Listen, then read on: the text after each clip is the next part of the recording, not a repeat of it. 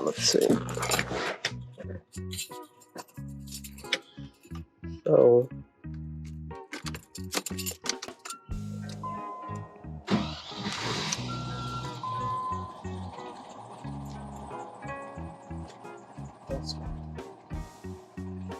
that's weird. Now it's like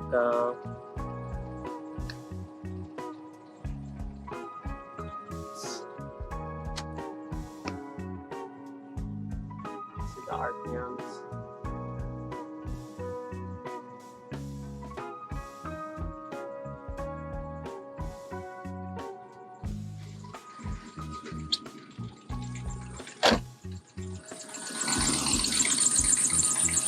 This clutch fan too, I'm not sure if that's fairly inexpensive to replace this right here, because this actually it engages with the ambient temperature, so that's not just like a regular fan. I did unplug this yesterday, and this is kind of like blew it out. It goes into the top of the head there, so still kind of working on this rotor, but I mean, just besides this clamp here that's kind of, I don't know where it's leaking. I think it's leaking from that clamp. It's from that clamp, so that's a new hose, so that shouldn't be leaking. Besides that, I mean, my power steering box is not leaking. Buy part auto. Actually, I thought I was gonna have to pay to ship this back, but it was like a prepaid shipping label. So that's basically it.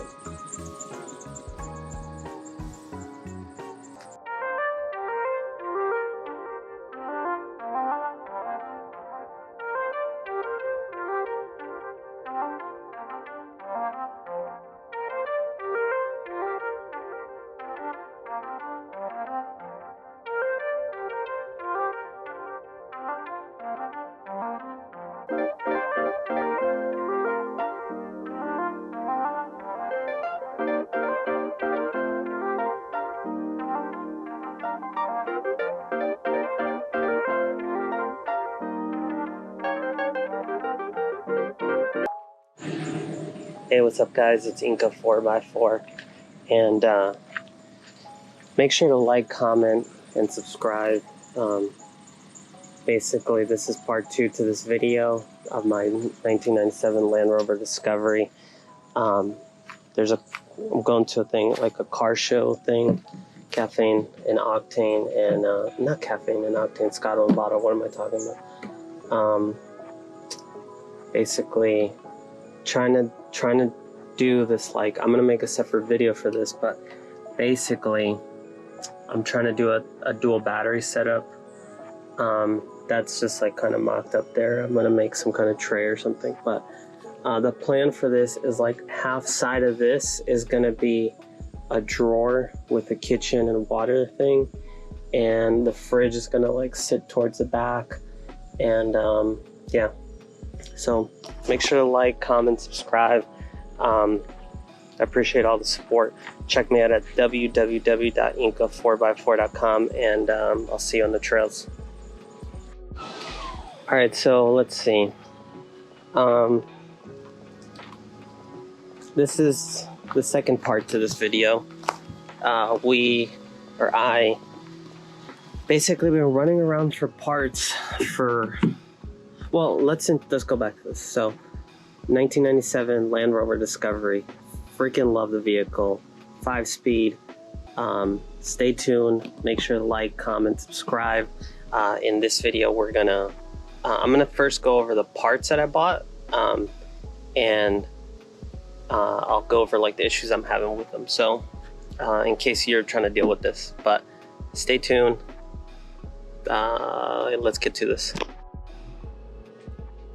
Alright, so that's an old steering box that I have to ship out, but I don't want to do it just yet because if the steering box I have is jacked, which is totally possible, then I got to send out the old one, and so I don't want to do that just yet. Terrible idea to put this in here because it leaked oil everywhere. That's a steering box, or the steering pump. I've been running around trying to find parts for all this. But basically, the original steering pump, let me show you. The original steering pump, this back piece here was flush on the old one. The new one came in with one that I had to like grind down, or else it wouldn't fit in this like housing here. So that's one thing. I got new hoses for the radiator stuff. I need to get clamps.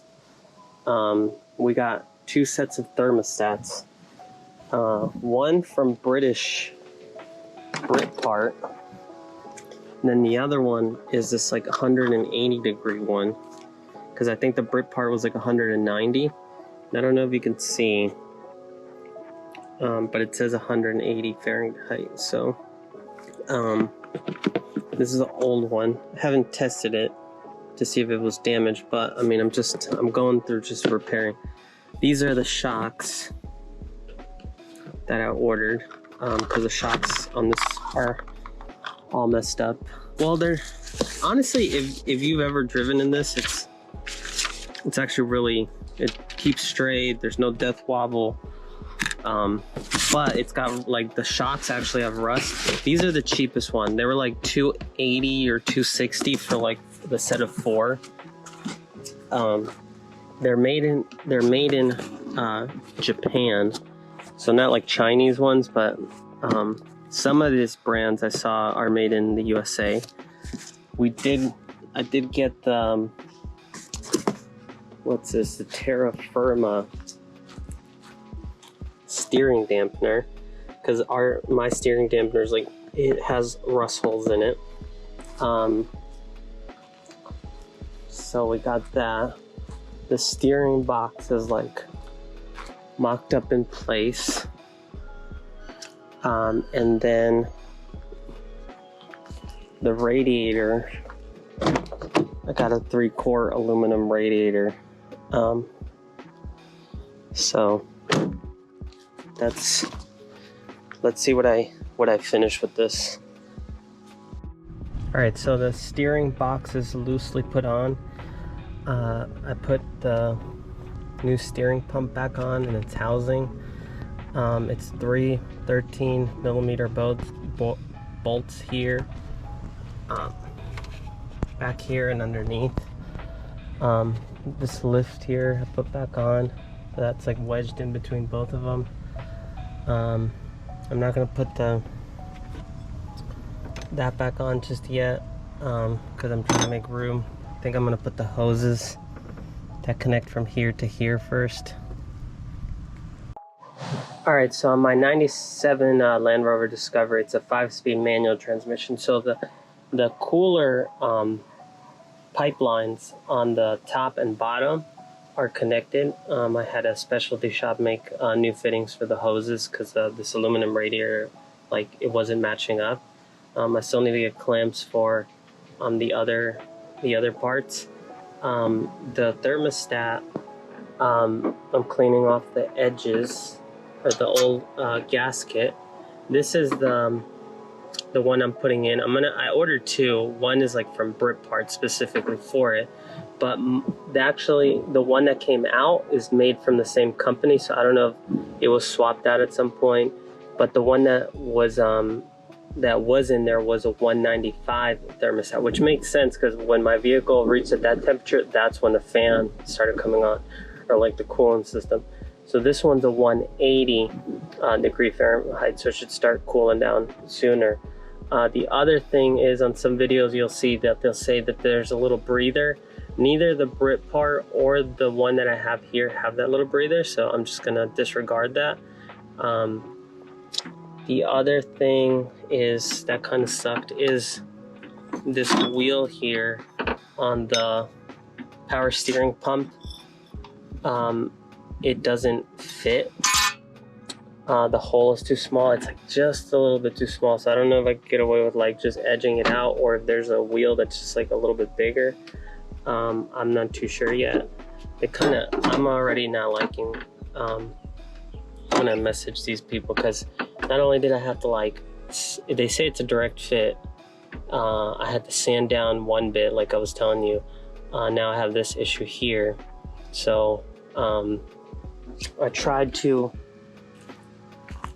take off this this one, but it wasn't like I wasn't able to take it off, so I'm just gonna see what I can do. Hopefully I don't have to disassemble this thing again. There's just a couple things to take off. I'm not gonna like bolt everything down and then test it. So hopefully in this video I'm able to finish this. Again, these terminals have nothing to them. This will, but those won't. And that's fine because these are like freestanding. So any coolant that comes in through here just runs through here, doesn't run into this channel. So that's fine to leave that empty. I should cap it or something, but I think it's fine. So far the steering pump, I haven't tested it yet, but hopefully that no issues. I need some clamps for this. So hopefully that takes care of the power steering issue. I mean, I do see a lot of oil on the left hand side there when I'm facing the engine, so maybe there's like another maintenance thing in the future. Again, I'm feeling more comfortable about this now. Yeah, you know, if I just had like more space, shop or something, I would be even have like more comfortable to work on this. I am putting in new shocks, new lift, like a spacer lift, the steering dampener, and yeah, so this thing should be tip-top. So let's see,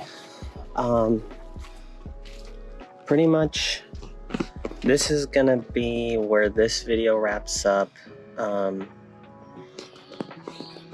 this is part 2, and I know I didn't film a lot, but here, let me just walk you through one more time what's going on here. So we got a new aluminum radiator. I had to get custom fittings because the female thread here didn't match up with like the existing oil cooler pipeline, so I had to make like 2 custom hoses. It wasn't cheap. This place charged me like 120 bucks, like a specialty hydraulics place, because I went searching high and low for male-to-male fittings that would work, and I just couldn't find any. Power steering, it looks like I need to tighten that up a little bit more because it's like leaking from there, but the steering box is in. That was from Bipart Auto. No complaints so far about that. The thermostat, I didn't install the Britpart one. It didn't have the little, at 12 o'clock position, it's supposed to have a little breather hole or something. The 180 degree thermostat I got is working fine. My only concern with this vehicle so far is this throttle body. Basically what it's doing is it's stalling out when I brake, when I come to a stop. So I adjust it right here and it'll work fine, but then it'll start like idling at like 2,500 RPM. And I just have to keep like turning it down. And then I do notice, if anyone knows, this does have like, when I unplug this and I blow into it, like air does come out of here. So this definitely has like a hole, so that might need to be replaced. The throttle body position sensor is like a $300 sensor. I still haven't taken this apart yet to clean it out. That's gonna be like my next thing. The connection to the cruise control, I know is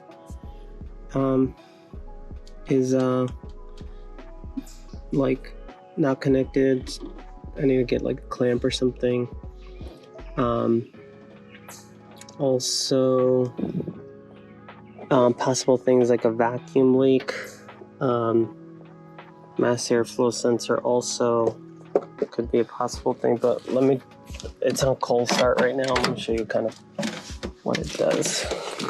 Oh, keys in the back.